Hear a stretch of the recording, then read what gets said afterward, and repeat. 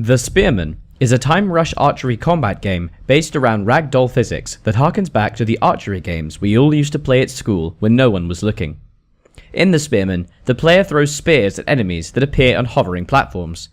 You control the angle and strength needed to throw using your fingertip, directing your little Spearman on the left side of the screen to fire at any enemies that appear.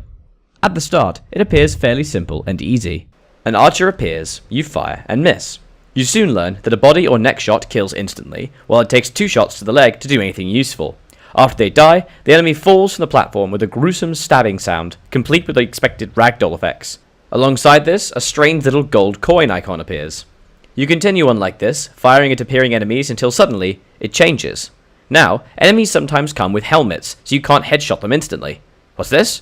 Now the enemy appearing 2 at a time. As if the added stress weren't enough, sometimes a swordsman comes sprinting at you from the right side of the screen, and he'll instantly put you down. Easy enough, except you're also under fire from the appearing archers. Then, quite suddenly, you realize you played, died and restarted dozens of times, and it's been almost an hour. The Spearman requires a surprisingly immense amount of skill, not the least because it keeps throwing new and frustrating challenges at you.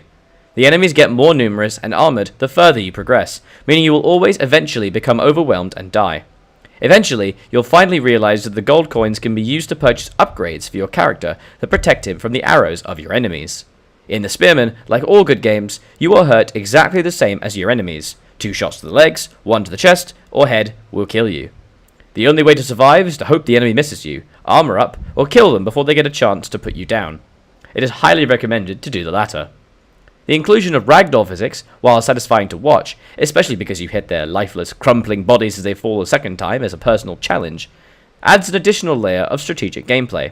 When enemy arrows are flying at you, it is possible to shift your head and body away from your vital parts, namely, your head and body.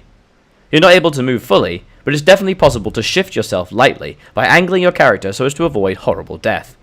The surprising amount of skill, depth of gameplay, and variety of options makes the Spearman an overwhelmingly enjoyable experience. You get to combine the pleasures of firing spears at people with actually good gameplay with a sense of continuous progression and achievement to back it up. It's just like being in high school, playing archer games online when your teacher isn't looking.